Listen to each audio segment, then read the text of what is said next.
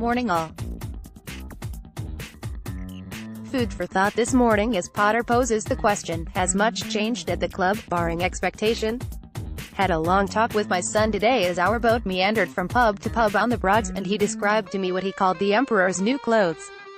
He has always felt that Arsene Wenger got a raw deal but agreed that it was time to go a couple of years ago. However, he said just imagine that Wenger was still with us and his first move was to bring in Lichtsteiner old and on a free.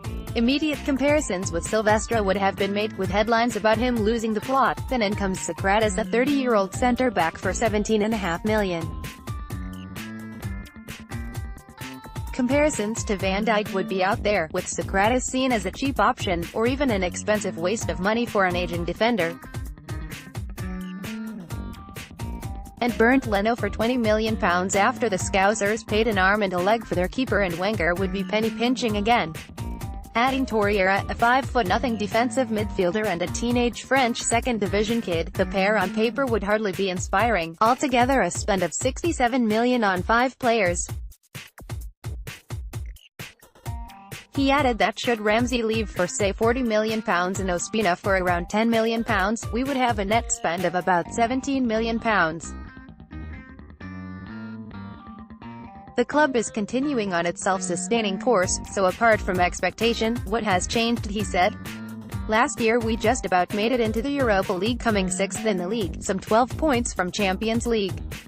If we finish the same or just one place higher, Wenger would have failed again, whereas Emery, well, what would he have achieved? Very good points made above by Potter's son, and he's right, isn't he? Well, here's my thoughts, and I hope you guys will offer yours in the comments. Arsenal are still penny-pinching, but as well as expectation, for me it's about control too, and getting rid of the complacency within the club.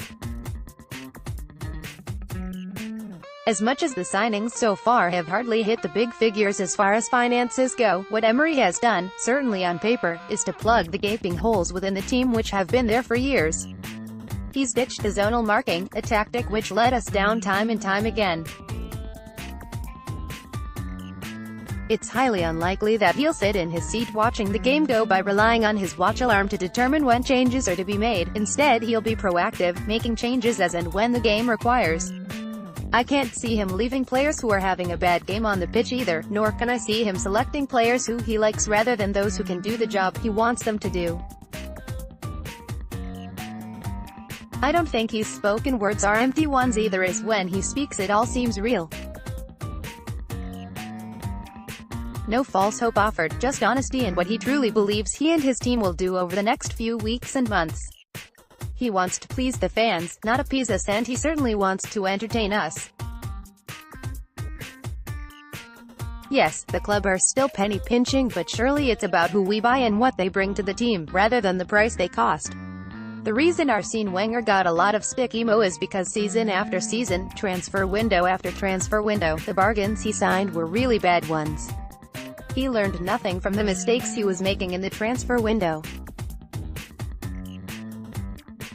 What about the younger players he signed, who really improved under his management? The academy players we are seeing in this preseason seem so much more confident already than they were during last season. The experienced players had problems too, as their own game soon regressed.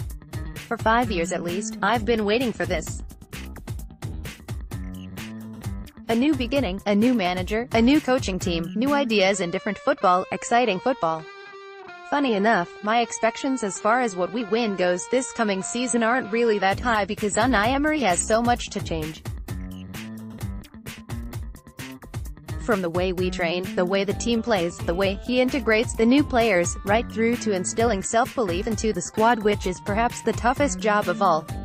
A great question posed Potter JNR, over to you guys. Enjoy the game later, if you're lucky enough to be able to watch it.